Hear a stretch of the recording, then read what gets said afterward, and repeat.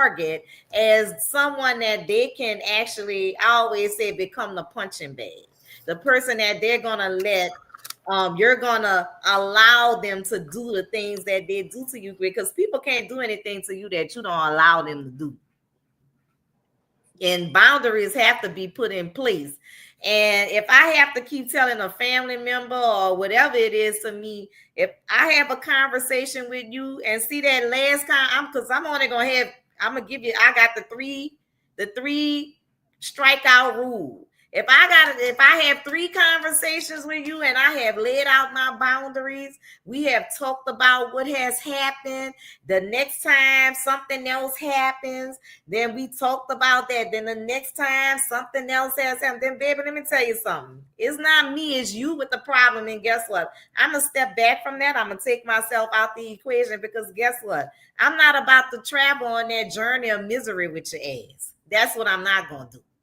You're going to do that on your own, because nobody said because we family members that we have to be conjoined at the hip and travel down the yellow brick roads of misery. I'm not doing that. So if you choose to live your life like that, then that's how you live your life. Because I've had people in my family, like, instead of communicating, their communication to them means confrontation. Confrontation is not communication at all. So where do you think you're going to get with confrontation? So if I come at you in a confrontational manner, what do you think you're going to get? How are we resolving anything? So that's telling me you don't want to resolve anything. So you're not going to keep coming, poking my buttons and pressing my buttons, and then you're out at the second line somewhere, and I'm pissed off for the rest of the day because now I know I got to leave your ass alone. I think some people just don't know how. Like, some people don't know how to settle disputes in a healthy manner. Some people just don't have the skills. I've seen when people get, you have that conversation with them that is a tough conversation. They automatically think that you're angry with them, you don't like them, or they have whatever assumption, or they think that it's an argument. Whatever it is, it becomes a toxic situation because the person doesn't know how to communicate. Yeah, and then they want to manipulate others to make it seem like it's you and not them. That's where the Correct. manipulation comes in at. That's I the want to toxicity. yeah. Hmm. Yep, that's the It's toxicity. called taking accountability for self, and they don't want to do that. Absolutely, perfectly said. Yeah. The first you have to practice self-awareness to take accountability for you.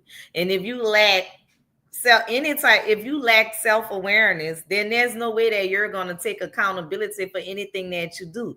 Because self-awareness means that I know how to communicate my wants and needs. Self-awareness means I know how to read the audience. I know when I've hurt you and I said something, and I know that we need to communicate about that. So all of that is a part of self-awareness. And if a person lacks that, or if they're used to a different way of functioning in a different surrounding, if they're used to always being confrontational with everyone that they meet, and they come across you and try to be confrontational, and you like, hold up, wait a minute. We're not doing this. Because if I gotta come become confrontational with you, and I know my mouth gonna say anything. So once I start saying all kind of lethal shit to your ass, that means I'm about to back away out this situation, because that's just like if I put my hands on you. If I gotta fight with you physically or verbally, then we don't need to be in the same surroundings. We don't need to be in any type of relationship with each other. I'm gonna let you do you. I'm gonna do me. I'm gonna be happy, and I'm gonna be in peace. And Master Coach True just jumped in on us, look like shooting cherries or something over there.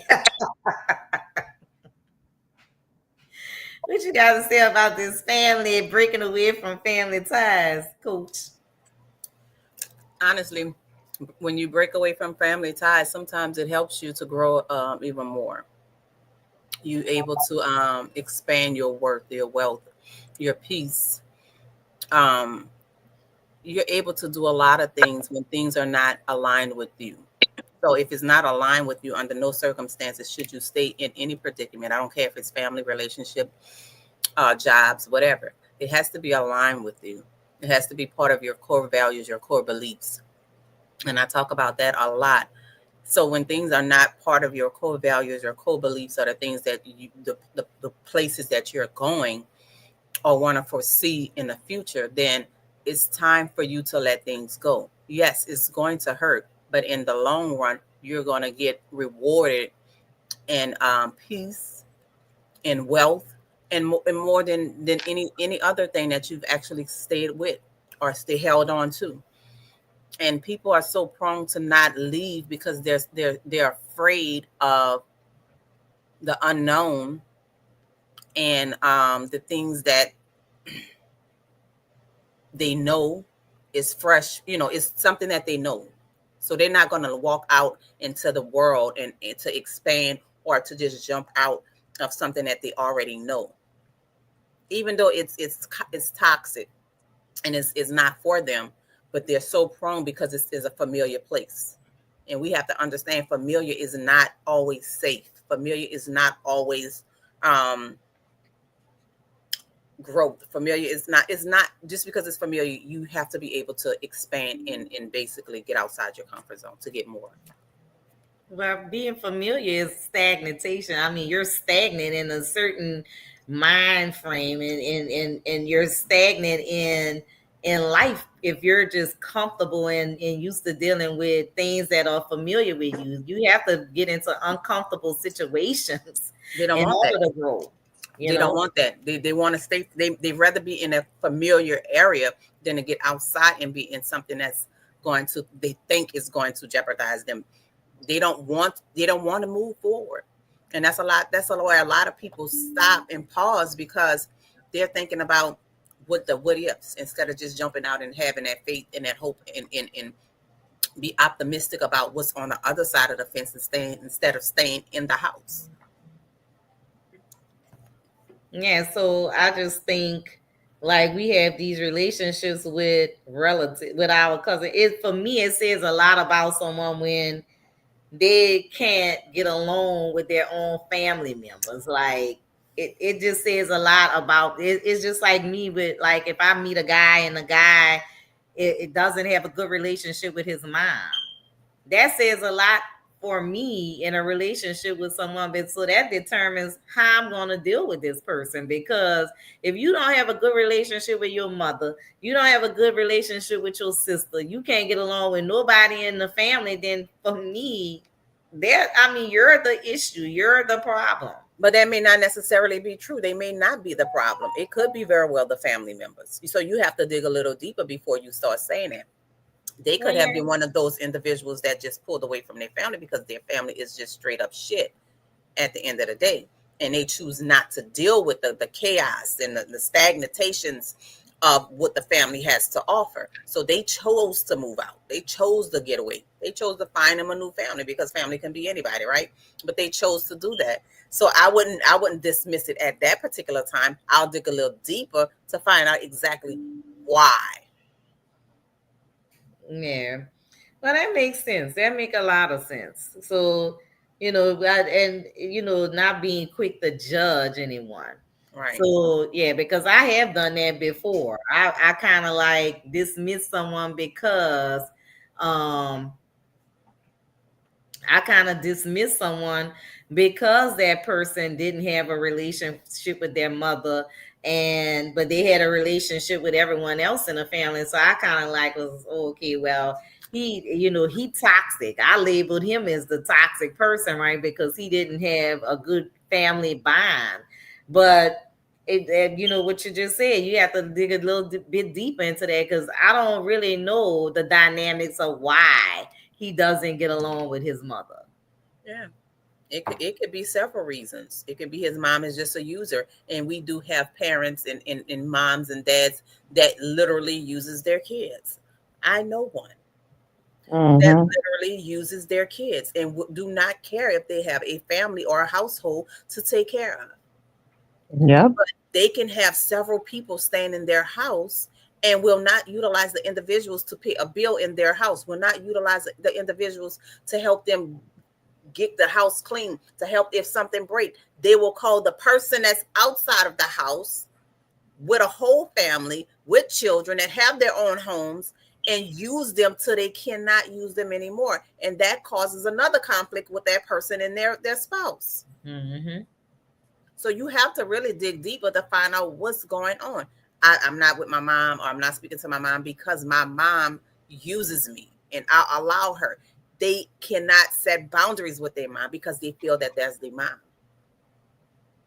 Well, yeah, and that's where the duty part comes in there, right? Because we respect that person, we give that person because that is our mother. I really don't like her, but I'm doing these things for her because that is my mother. I don't So like what she's doing, you mean? Yeah. It's not that I don't like her, but I don't like what she's doing. No, yeah. But that is my mom, and somebody has to help her. But she has 3 fucking grown people living in her house. Why are you the only person that has to help? Why they don't go to the other people that's in the house? Why she's constantly coming to you? Because they feel that you have 2 incomes in the house when they supposed to have at least 4 or 5 incomes in the house. And then how do you ever set like a boundary, right? I mean, is it toxic to set a boundary? Is to say, okay, not that I'm not helping, but at the end of the day, I don't have to always help, and I don't have to help to that capacity, right? So I can stop the capacity, and if that rubs people the wrong way, then so be it. And that could be the reason for the isolation, because I've been that person to say, hey, there's a boundary that got to be set, and peace has to be served. right, but not just boundaries that has to be set. You have to make sure that you're pushing through your boundaries. When you set those boundaries, you push through them. You make sure that you're activating those boundaries to a place where this is the boundary. These are the consequences that goes with this boundary. And if you by any chance go to that gate of that boundary or cross over that boundary, this is what's going to happen. And when they do that, if they do that, because trust me, they're going to try it at least once. They're gonna try it. we're gonna Mhm. try So it. when they do that, you reinforce your consequences. You have to reinforce them, because you can't give them a 1, 2, 3 time. Like Keisha said, you can't give them a 1, 2, 3 time if this is the boundary. And it's very hard to set boundaries with people that you've been friends with, that you're family members, and you've never set these boundaries before, Mm-hmm. because they will consistently try you. But then there's a time where you have to say, you know what? This is the consequences. I did this. They're still not acknowledging. Now I need to pull that away from them. I can't do it anymore. Yeah, because Absolutely. they will suck blood out of you. But I'm thinking that like two parts. Like I'm thinking like what makes you the target for someone in your family to target you in that manner. And then another thing is like, why do they feel like certain family members feel like you're obligated to kind of, should I say, surrender or be submissive to whatever their needs are, just because they're your family member? Because you don't know how to say no. And when you say yes, you're saying it out of guilt, and you don't know how to say no. Hmm. Yep. That's the thing. You're saying no or saying yes or saying no, and you're still guilty about it. So you go back. You do this, not them. You do it. You go back and say, well, I guess I could do it this time. You're guilty. Your guilty conscience is playing a trick on you. When you say no, fucking me, no. It is what it is. Do not feel guilty about it. When you say yes, when you really meant to say no, next time say damn no again. You are guilty, and your conscience and your mind is playing a trick on you. That Yep. comes back to your self-worth, your self-awareness, and all of those things. I just had this talk, and I'm still talking about it this week. You are rich yourself. Secure your inner bag. You are the inner bag. Mm-hmm. We're not talking about money, but you're treating yourself as if it's money, as if it's product, as if it's all those good, expensive things that you like to buy. You are the bank. Stop allowing people to make withdrawals from you, and it withdraw your emotional energy.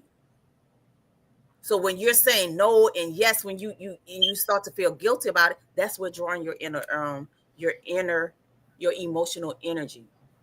You don't want that.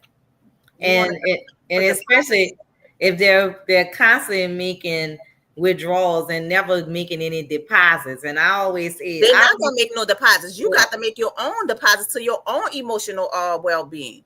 You allowing them to screw you over every single time until you are emotionally bankrupt. And a lot of family members I see where, you know, they have, like, you want to have that family bond, you want to have this relationship, and if it ain't working, the shit just ain't working, because you got one time. Just because I don't address everything that I see doesn't mean that I don't see your ass and the way you move and how you sneaking and slithering around me. Just because, but at that one moment, when, because I do this, I mentally start to pulling back from a person before I physically do it. That's that Gemini spirit, baby. So that's what we do. So I mentally start pulling back. So you only have a couple of little fucked up things to do, and I start noticing your traits and what is a cycle and how you move and the things that you do. I'm already paying attention to you. And from the first incident, I'm paying attention to you. Now I done clocked the second thing that you do, which makes me know why. I've identified now why I feel the way I feel about you. So at that second incident, I'm mentally withdrawing from your ass. Yep. See, the third time when you do something, I'm just looking, I'm saying, they think they're doing this. I don't have no reaction. Now you've noticed by that third time that I'm not giving anything. I'm not pouring into you. I'm not entertaining you the way you want to be entertained. So now you feel a certain way, because that's my way of drawing those boundaries. When I start winding back mentally, that's when the boundaries have been drawn for me. So there's no longer pouring into you. You don't get to manipulate me. You don't get to manipulate me at all. And for me to have a healthy mind around toxic relatives, baby, 9 times out of 10, 7 days a week, you can find me at my house. Hello. If I'm not out with my friends, enjoying myself with the friends that I love to be around and pour into me and we pour into each other, I'm on my damn swivel chair and I'm watching Netflix or Hulu. I'm entertaining my damn self. Because one thing about it, I love my house, baby. I pay for it. I pay a mortgage, and I love sitting on my damn swivel chair, sinking in that bitch, enjoying my own self with a glass of wine and a blanket. So anything else outside of that, I could give two lovely hello about it. That part, okay. I could give two lovelies about it. So the thing of it is, I'm not, and I always say this, and I mean it from the bottom of my heart, of the bottom of my Gemini heart. I ain't giving nothing that nobody is giving to me, because this is reciprocated. And as people always say, Gemini's mirror behaviors, Gemini mirror personalities, Gemini mirrors energy. And it is very much true. If you giving me negative, I'm going to give you negative. If you give me happy and we having a good time, baby, we can have a good time all day and all night. I'm going to party till the sun. The sun come up, the sun go down. If I don't pass out first. But if that's what you giving, that's what I'm going to give. But the minute you come and disrupt my peace, that's when my antennas are going to go up, and I'm going to be like, now let me check this person out. Let me see what they got going on. Right. Where this energy coming from? Because see, people don't gather negative energies for no reason. People like to form and build their own scenarios about what is happening in a relationship with you. But the dangerous part is when they take those scenarios outside of the reality of what's really going on, and they start spreading those false allegations to other people. That's for the manipulation and the and that's the and toxic. everything else, That's that goes everything with else. it. That has nothing to do with you, but everything that's going on in their damn brain. Yes. So, and then they try to make it seem like you're the problem, you're the issue. So, in order to get people to feel like you're, and again, that's that narcissistic behaviors. And guess what? Narcissism is very much real. It is very much real, and people don't recognize that. When a person has certain ideas in their mind, they've already made up their mind about you. Family members are notorious for this. If you're driving a bigger car, if you're driving a Lexus, you have your own house, you have a mortgage. The reality of it all is that you worked hard. Thank And you. you're only buying things because you deserve to buy those things, because what?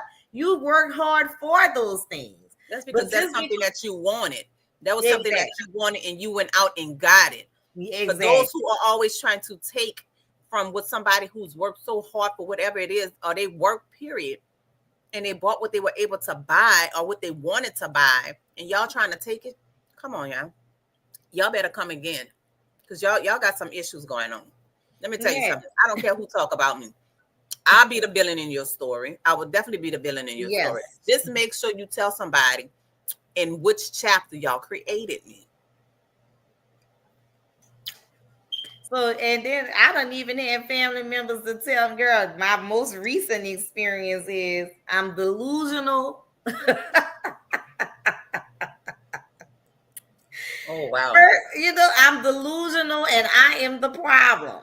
So the thing of it is, I want to know first, what type of education and experience and qualifications do you have to identify me and diagnose me with something? To tell me what I am not. Yeah, I am a little crazy. I am a little thrown off. But what people don't recognize is what you give is exactly what you're going to get. Because 0 from 0 is 0. So if you give nothing, then nothing is what you receive. And I'm not easily manipulated when it comes down to, like, I try to sit down. I try to treat everyone equally.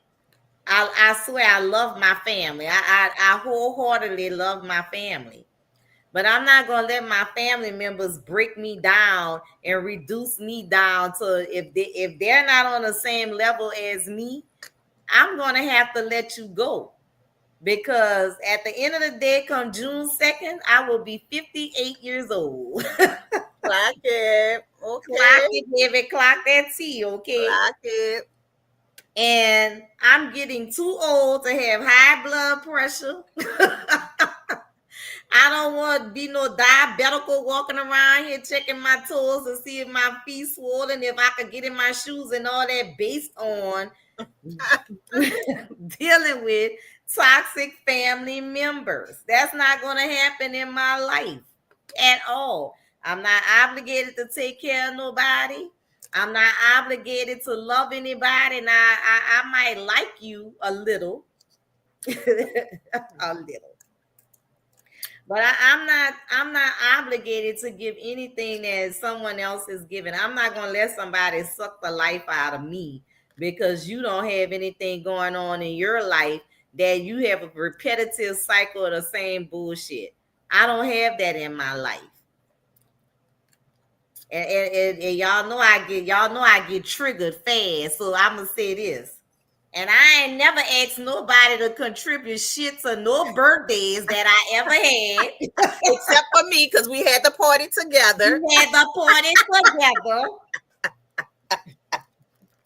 And any one of my friends that come on here, they know when they ask me for something or they ask me to show up, I show up for them.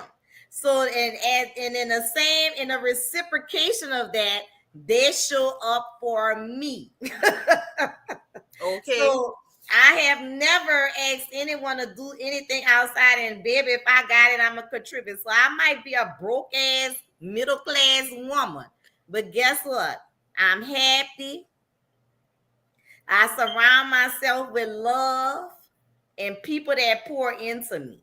So if I'm there, like True said, if I'm gonna be the villain, baby, yes, I will be the villain in your story. But at the end of the day, don't fool with this villain. Leave me alone, and I'm gonna do you a favor, and I'm gonna subtract myself out of that. But at the end of the day, don't come back trying to be on some kind of level, because as a true Gemini, once you burn that bridge, baby, it's burnt. It's You done. can't get back over. Sorry. You can't get back over that. You can't get back over. Bryson, you always the villain in somebody's story. But most of the time, when you the villain, they created you as the villain. Exactly. Just say how and why and what chapter of the life that you created me as the villain. I will be your villain if that's what you want me to do. If that's what I don't dislike nobody. I don't block people from my phones. I don't do that. I don't have time for that. I will not answer you, but I won't block you. You can leave a text message or whatever the case may be, or you can leave a voicemail. I may check and I still won't call you back. But please let me know. Let everybody know when you created me as the villain. How did that transpire? You the one created me as the villain, because guess what? I was a superhero. Bam. Exactly. And they do create you as the villain for whatever reason. But I was telling somebody, I had a conversation with Nikki, Nakia Hamilton, my favorite licensed LPC, who always listens to her favorite. Besides you, True, you know you're my favorite too. You know you're my favorite. Ooh, but felt a little breeze on my shoulder. I'm uplifting this sister now. Let me uplift this sister, because she got some stuff going on. So, you know, she's a very good LPC. And as I told her, you know, she and I were talking about some things, and I told her, baby, I'm in true Gemini mode right now.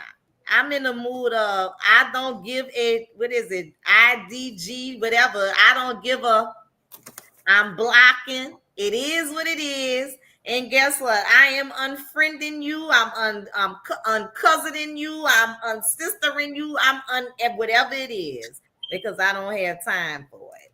I'm not unfriending. I'm not unblocking. I need all my haters to report to the hater headquarters so they can come on and support me by showing up on my live stream and my panels and everything, and then go back and report some more, so some more of y'all could come back on. So I'm not unblocking nobody. I need all my haters to see this. I am in true Gemini form too. I need my haters to participate. Y'all are the best damn community I can ever have. All my haters. Your haters are your best community, baby. I trust and believe. They will show up all the time. They will show up when nobody else shows up. And they're going to talk about you, baby. They're going to talk about you. They're going to make you relevant. So go ahead on, haters. I need y'all to report to haters headquarters and make me relevant in your story. Bam. Yes. At least let me know that I must be doing something right. If when they start hating. When you hating on you, I must be doing something right. Because and I'm gonna say this, like, so many times, it's like I get on here, I get on this line. I really enjoy the podcast. I really love podcasting. But so many times I say, you know what? I need to, you know, I want to quit. I want to stop doing this or whatever.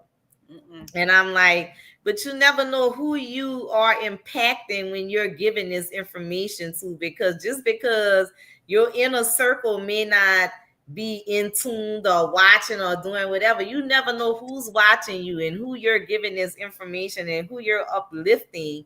And I had somebody to tell me, I may not get on the live, but I watch your show I listen to it if I'm not able to watch. And I love the different perspectives that are given. So keep doing what you're doing. So that's what makes me keep doing what I'm doing. I just got to figure out how I'm going to get paid for this in the long run. And I know that's going to come soon. It's happening. You putting it, just keep speaking and keep watering those seeds that you done planted, and they're going to start growing, baby. Yeah. And then they also have their little favorites that come on. Like, everybody have an opinion about everybody. Like, everybody that comes on this podcast, they have their own different perspectives. people always tell me, "Oh, I love when True coming back, when Demetrius not coming on. Oh, I love Bryson. Oh, Kevin, I love him, but I hate him. I don't like this." So everybody have their favorites, of who they like, and but they tune in and they listening to they, and that's the thing, they listening to the different perspectives of how we feel about different things, topics that we're putting out there. Everyone that comes and come on a podcast and they're a guest, they always like, oh, call me to come back because I enjoyed myself, I enjoyed the topic, I enjoyed the conversation. So that's what makes me continuously do what I'm doing, because I know my haters out there watching. I know they watching. Because they're watching the views harder than I'm watching the views. Because honestly, I don't even look at the views, because I don't do it for the views. I do it to spread information, to spread love where I can spread love. And a lot of people have family drama and toxic relationships that they go through with their family. And these types of conversations are seldomly had, they're not had. And people often wonder, the way they think and do other people feel and think the way they feel. And these conversations help people to recognize that, hey, there are other people that think and feel the way I feel about my family members. So I want y'all to know that, it's hard to break away from family. It's hard to sever those ties. But sometimes, in order to be your best you, as True said earlier, you have to break away from your family, because sometimes our family members are the ones that have us at our worst. They can have us dragging the mud for them. So at some point in time, you have to recognize it. And there's nothing wrong with being selfish. There's nothing wrong with saying no. Sometimes you have to put yourself best interest first before we look at, even if it's your mama. Because I swear I was in a relationship with somebody, their mama knocked on our door every payday. If it wasn't no more, if he said I didn't have no money, she wanted $10, she'll take his last $10. Oh, wow. Like, girl, if you don't get off my doorstep with this foolishness, like he just said he don't have no money, he paid the bills, she didn't care. Give me $10 for gas. Girl, you don't need no damn $10. If your ass wouldn't have drove all the way from across the river to Gentilly, you wouldn't have needed no damn gas money. Probably ain't even have a car. She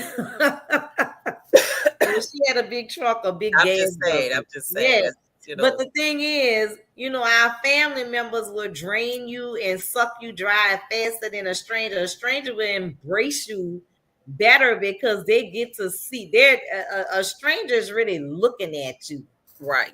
They're trying to figure it out, how they can even maneuver to kind of be able to manipulate you, or your family. However, they raised you, they groomed you, they gave you your perspective, your perception of who you are, until you was able to kind of figure it out on your own. So they're the ones that's really manipulative. Those are the ones that you really have to watch, because they feel they know you so much better than you know yourself. Absolutely. Sometimes they absolutely do. Sometimes. So that's why they're able to kind of screw you over, and you don't even damn know it. But see, they know the old you. They know the person that they're used to. But every year we change, and some people we're evolving. We're evolving, and we manifest into a bigger and better us. That's what we're supposed to be. Absolutely. Well, my family, if it was the old me, they ain't gonna come screw with me. Now they might come screw with me now, because I have changed. But if it was the old me, if it was that true Ella, which comes and goes, that true Ella DeVille, yeah, they gonna watch out for her. Yeah, so that's my word. That's my true Ella right there. Not just yours, girl. This got so many people call me that. And y'all don't even know each other. I say, well, shit, I might as well just adopt his name, True Ella DeVille, y'all. Yes, that is definitely true. I got the two personalities and the fashion down pat. Yes, you do. y'all might see blind one day, red the next day, but baby, she always got it on and popping here. The makeup queen, baby. This is the the Gemini fashion queen. So don't let Sweetest Cruella person DeVille you ever come out. sweetest person you ever want to know. But don't cross her the wrong way, baby, because that Fisher project gonna come. Not the Fisher, baby. Not the Fisher. Not the Fisher. Not the Fisher. Not the Fisher. Not the Fisher. Not the Fisher. I'm not from the Fisher, baby. Not from the Fisher. I'm actually from the East Bank, the The STP. East. Mm-hmm. Oh, really? Yeah. Why I'm thinking you from the West Bank all this time? Because my mama brought us over there, and that's what he raised me at. Oh well. Well, the East Bank, that's even worse because you know they killers on in the Oh East. Lord. So y'all, it's like 8 o'clock. So I want to remind y'all that June the 6th, we're going to be doing the speed dating. So I need at least 10 lovely guys and 10 lovely females to come on out and participate in this speed dating event. That's going to be June 6th. We're going to be at LaRue's on the Lake, and it's from 6 to 8:30. I think that's the time. I'll be out this week passing out flyers to different venues. And after that, it's going to be a Gemini thing. So I want all the Geminis to come out and celebrate their birthdays with True and I. And Kevin will be there. He'll be on the ones and the twos. Your favorite DJ on the mic. He's a very good DJ, y'all. And you can catch me on every Wednesday. You can catch me here on YouTube at K Reed to Be, Facebook and IG KPR Productions LLC. And y'all, I got me a TikTok account, so I'm still trying to figure out how to go live on TikTok because I see I can do that on StreamYard. Well, it's gonna be a little bit difficult. But I haven't sat down and did it yet. Yeah. But when I do, I'll let you know. Yeah, so I can be on TikTok and pop on TikTok for like 10 minutes during the day and have the man dancing across the screen for me. And the ape hit me on my head with different topics and coming on with the topics. So as I said, I want to see y'all out on June 6th, y'all. Come celebrate us. And baby, and you know Geminis know how to turn up. So we gonna turn it up, turn it out. We gonna put the boots on the ground. I'm sick of that goddamn song, but y'all love it. So bring your fans out. We gonna I got my blue fan, baby. I got the blue fan. Yeah. Oh, baby, I got a red fan. Oh, I know you do, baby. I got a blue one, though, but I got a blue one. Let's go. And I am also on TikTok Tuesday through Friday at 6 p.m. Yes, Tuesday through Friday at 6 p.m. So and baby, she has various topics that she's talking about on there, and we kind of piggyback off of some of that stuff on here when she joins us live on Wind Down Wednesday. So yeah, come on out and party with us on June the 6th, y'all, and I'll see y'all next Wednesday. Good night. Wedding fans.